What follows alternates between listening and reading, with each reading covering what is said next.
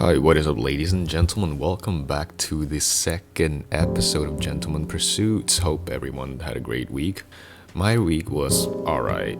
Tests and assignments are consuming me slowly. But, anyways, in today's episode, I would like to talk about watch collections.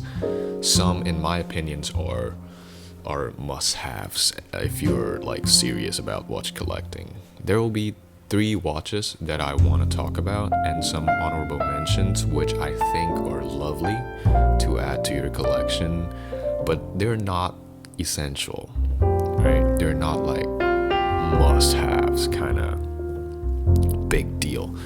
So without further ado, let's jump straight into it. So the first watch on the list I want to talk about is the Rolex Submariner.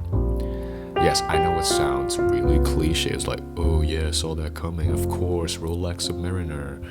But there is a reason why a lot of people are still buying them and they are popular.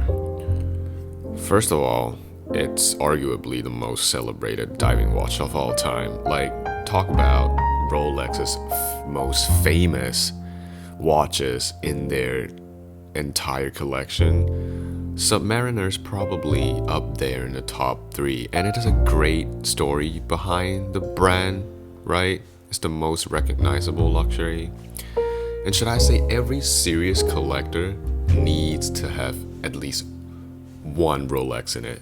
I mean, you can't really call yourself a watch collector or a watch enthusiast without having a Rolex in it. I just don't see why people wouldn't get a Rolex. I mean, some choose to go with the Oyster Perpetual 114-300, which is more entry-level kind of Rolex. But in my opinion, just save up and get a Submariner. I find them more attractive, more appealing. I like how they look. And yeah, sometimes liking is just the only reason you need to buy a watch, right?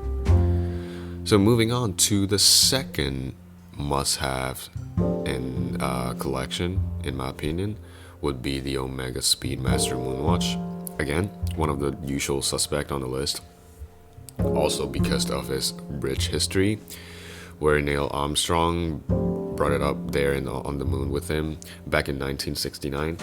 But despite its heroic story, the watch itself is actually extremely affordable for such an incredible craftsmanship. On hindsight, I really like it, so yeah, the Speedmaster Moonwatch would definitely make top 5 in watches to collect, in my opinion. Okay, the third watch I suggest people getting, it's must-have in their collection, would be the Panerai Luminor Base 8 Days PAM 560. Okay, so this watch, I feel like people are gonna say, I can think of a better Panerai to collect than this one. Maybe you think Luminor Dew or Submersible may be a better candidate here. Let me tell you why I feel like the base is better. First of all, entry-level price. Really collector-friendly.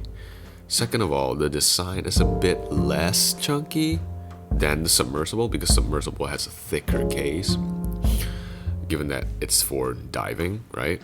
But still keeping the tank look. You know how the signature look from a Panerai would be this huge, thick look, right? So Luminor Base keeps the thickness, but it's not overdone with it, right? And last but not least, why would you not buy a Panerai? Panerai's design a modern cult. Come on, man. Like Simon Sutton even said, the director of watches of Knightsbridge, recommended to buying a Panerai. Quote, Panerai has a fantastic collector base, and even if it's just to make a slight change, every model is limited. So whatever Panerai you buy will become a collectible soon. So why not? This watch looks like it's bulletproof. Come on, it's so tough looking, but it's not overdone with it. You're not overwhelmed with it while it's on your wrist. So yeah.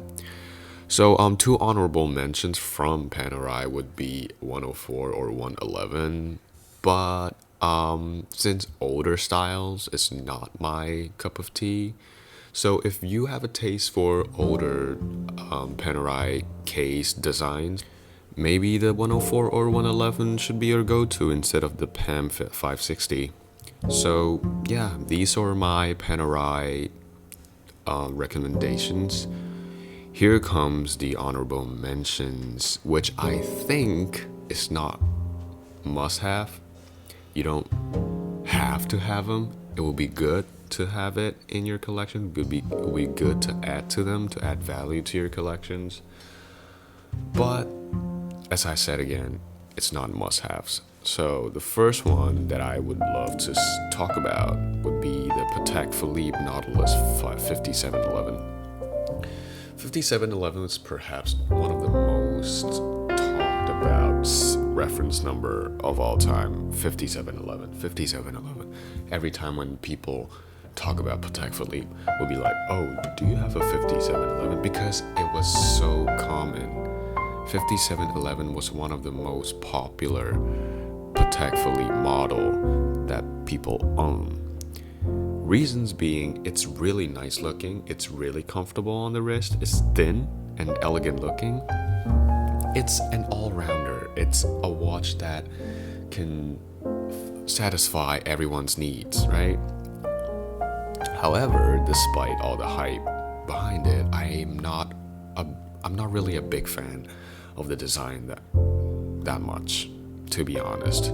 I find the silver bezel and the blue dial kind of dull. There's a counterpart of sorts from AP, the Royal Oak reference number 5402 ST. They have similar design. I prefer the AP over the Nautilus. I don't know why, I just love the AP design where it has similar design, but on the AP it makes it slicker. It just look better. I don't know why. So I would, if it's like in between 5711 or 5402 ST, I would choose the AP Royal Oak. So for the last honorable mention, I would like to mention the Rolex GMT Master Everose Gold. Yes, when this watch first came out, I was blown away by the design because I love GMT Master and I love rose gold, and the rose gold gave the GMT Master a rustic, vintage look to it, which just elevated the whole feeling, the whole GMT Master. I don't know why, I just love it. It's like kind of biased, that's why I didn't include it into the must-have collections. But if I have the ability to add this watch to my collection, I would definitely buy it.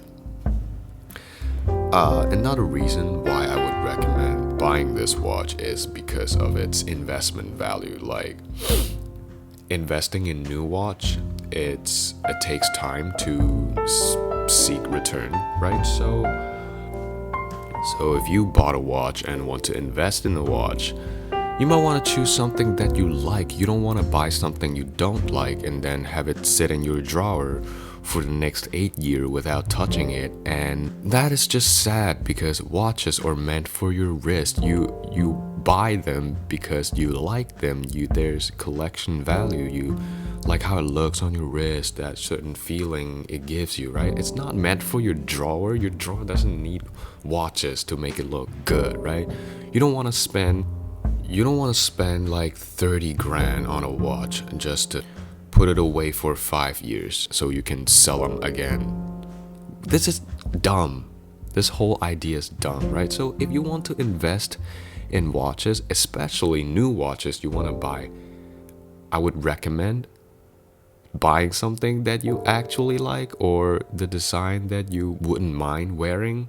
I don't think that's a proper thing watch enthusiasts should do, because we should appreciate the watches. We shouldn't treat them as just mere trading item, right? So yeah, that will be it. That's it for this week's episode. That is my list of some of the must-haves and recommendations I think people should add to their collections. Let me know what other watches you think should have been on the list, should have been the top 3 must-haves, and I did not include. Make sure you go onto the website www.gentlemanpursuits.com to check out more other similar content and read more about watches and whiskeys. And follow Gentleman Pursuits on Facebook, Instagram, and Twitter. Make yourself a gentleman, 1 article a day. Learn more, right? Why not? It's infotainment. Come on, it's all about knowledge nowadays. So until next time, have a great week, guys. Stay safe.